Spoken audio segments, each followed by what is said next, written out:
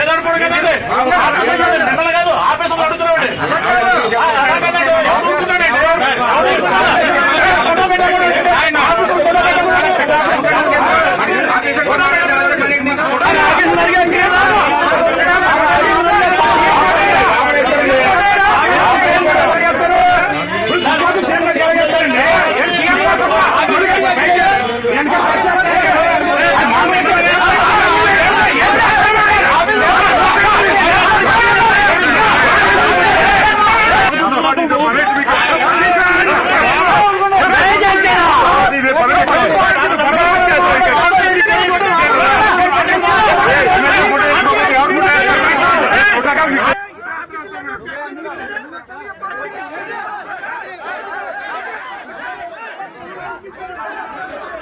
అధికారత కార్యక్రమానికి పాడా ఆఫీస్ పిలిస్తే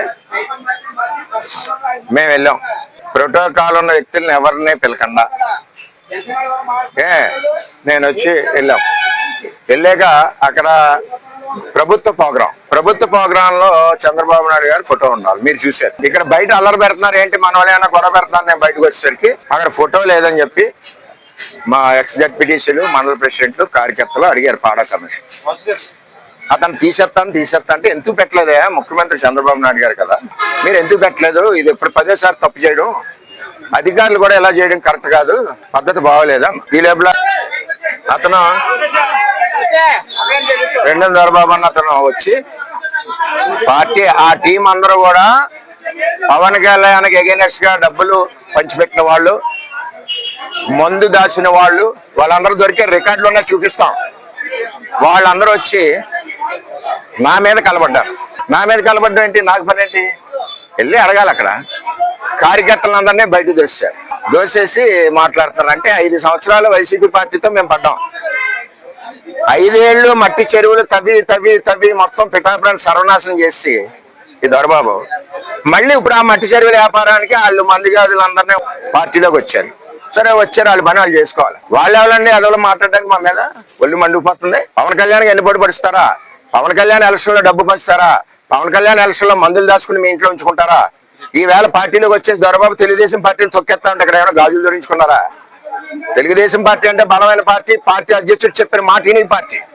అరే ఎక్కడికి వెళ్ళినా నోరు మూసుకుని ఎన్నాళ్ళే సచ్చావంటే 6 నెలలే సచ్చావని మేము వెళ్తుంటే పార్టీ క్రమశిక్షణతో చంద్రబాబు నాయుడు ఫోటో పీకేయడం, మమ్మల్ని దూసేయడం, స్టేజ్ మీద చైర్లు లేకుండా చిన్న కార్యకర్తలందరూ కూర్చోబెట్టి మమ్మల్ని నిలబెట్టడం, ఇది ఎక్కడ అవమానం అండి.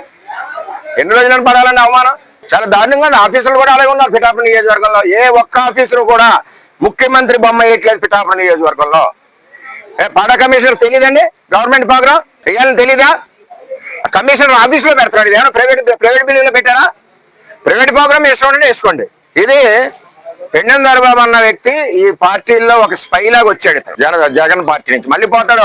వాళ్ళే చెప్తున్నారు కార్యకర్తలు, అన్నయ్య గారు మేము 4 నెలల ముందు పోతాం, మాకెందుకు ఈ పార్టీ ఏదో పవర్ ఉందని వచ్చామని. ఈ వ్యక్తి మళ్ళీ చెరువులు తవ్వుకోవడానికి వ్యాపారం చేసుకోవడం. కొమరగిరి చెరువు 100 ఎకరాలు తవ్వేసి స్కామ్ అయిపోయింది. ఇందులోకి వచ్చాడు. అది ఎక్కడ ఎంక్వైరీ అవుద్దామని అది పోయింది.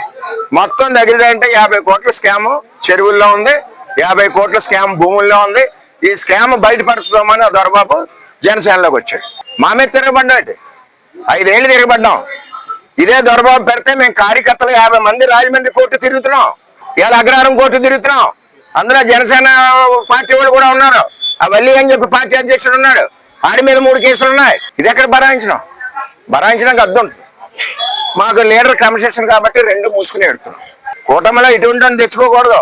నీ ఎలక్షన్ నీకు ఎన్ని పోటీ పొడిచి, నీ ఎలక్షన్ లో నీకు డబ్బు ఖర్చు పెట్టి, నీ ఎలక్షన్ లో నీకు మందు పోస్తే అటు పవన్ కళ్యాణ్కి ఇవన్నీ చెప్పకుండా జాయిన్ చేసి వేళ వెనకుండి ముడ్డికెళ్ళి తెలుగుదేశం పార్టీ మీద పడుతుంటే ఎవడు ఊరుకుంటాడు. పార్టీ ఏమి చేయదుగా. పార్టీ బలంగా ఉంది కాబట్టి 70-80 వేలు మెజార్టీ ఇచ్చాం. ఇక్కడ పార్టీ ఏమి వీక్గా ఏం లేదు. రేపు ఏం చెప్తాం మేమని. ఏ రకంగా చేశారో త్వరలో మీకు ప్రెస్ మీట్ పెట్టి చెప్తాను.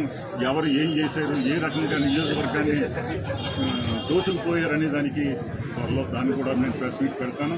ప్రెస్ మీట్ పెట్టి చెప్తాను ఏ రకంగా చేశాను. మీకందరికీ కూడా నేను ఓపెన్ గా ఛాలెంజ్ చేస్తున్నాను.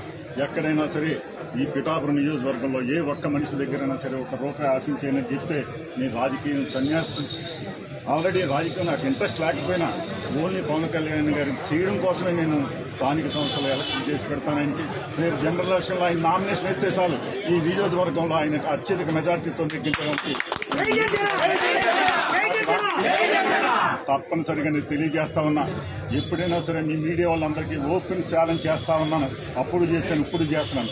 ఎప్పుడైనా సరే నా మీద అవినీతి ఆరోపణ ఏదన్నా మీరు చేసి దమ్ముంటే ఎవరినైనా చేయమని నేను కోరుతా ఉన్నా.